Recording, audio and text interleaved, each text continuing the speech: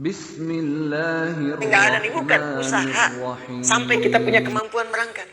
Itu maksudnya. Dan usaha itu, saya beri mukadimah dulu ya. Usaha itu ada dua. Saya ulang ya, usaha itu ada dua. Usaha dengan mengumpulkan harta. Saya sarankan sih kalau mau nabung, nabung pakai emas. Itu lebih mudah. Ini saya sarankan. Karena ayat-ayat di Quran ketika bicara harta itu kebanyakan bicara tentang emas dan perak.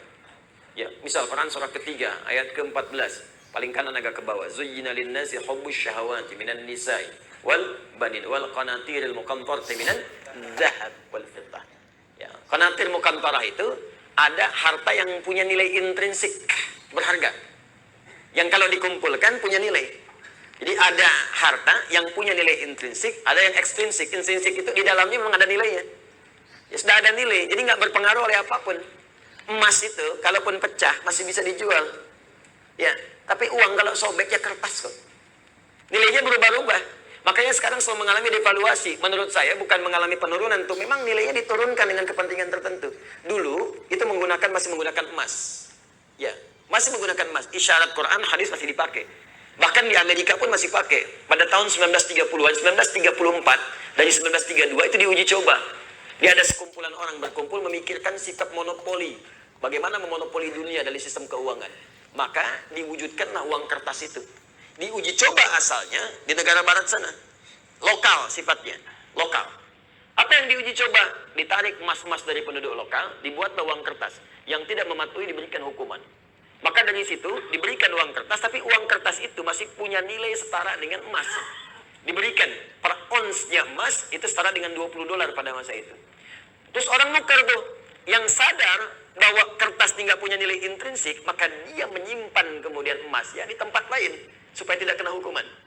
Ini kisah nyata ini, nanti ada perjanjiannya. Nah, teman-teman sekalian, apa yang terjadi? Ketika uang itu sudah menyebar dan emasnya cukup terkumpul, maka diturunkan, didevaluasi nilainya. Yang tadinya per onsnya $20, ya, diturunkan nilainya.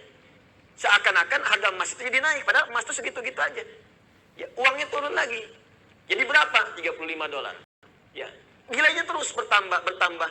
Jadi seakan-akan jadi mahal gitu. Ya, padahal uangnya diturunkan, nilai uang yang turun, bukan barang yang naik.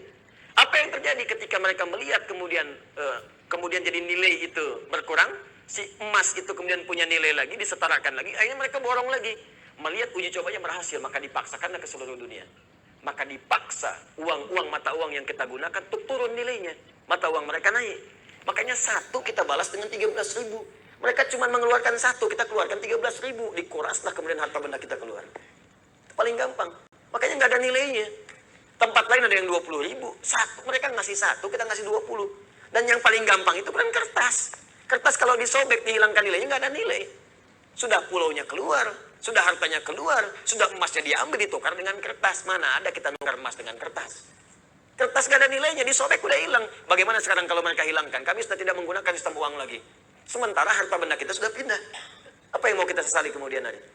Nah, makanya ini bahasa, ini ilmiah ya, ilmiah. Kalau mau diskusi silahkan. Ini ilmiah. Jadi kita diskusi. Nah, makanya dulu Bung Karno ketika membuat uang itu konsultasi pada ulama. Dan ulama mengusulkan tetap berikan nilai intrinsik di uang kertas itu setara dengan emas sekian ons misalnya.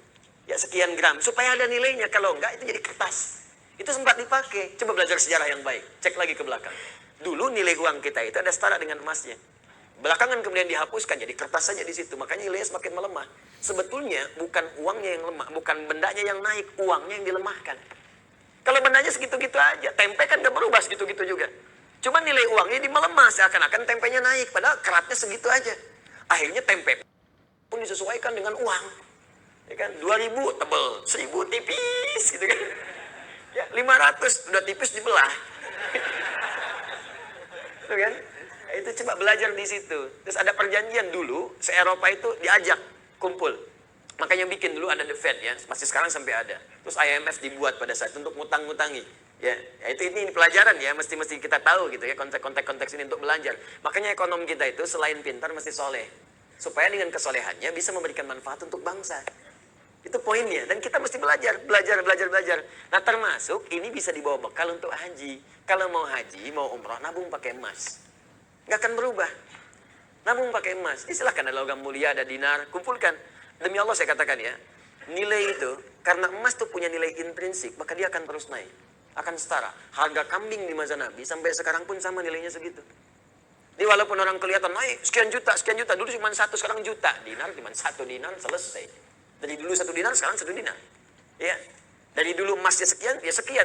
Anda kalau nabung pakai emas, mungkin nggak akan 20 tahun, 40 tahun. 10 tahun Anda pakai HJONA Plus tuh. Kenapa? Karena yang Anda kumpulkan tuh nilainya itu terus naik. Sementara kalau Anda nabung segitu-gitu juga, juta ya sejuta. 25 juta ya 25 juta. Cuman persoalannya ketika berangkat, didevaluasi nilainya, jadi mahal. Naik.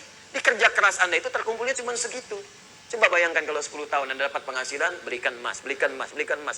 Mungkin akan turun jaraknya. Orang yang nabung 20 tahun nanti lama-lama, mungkin Anda cuma 10 tahun pakai warna plus.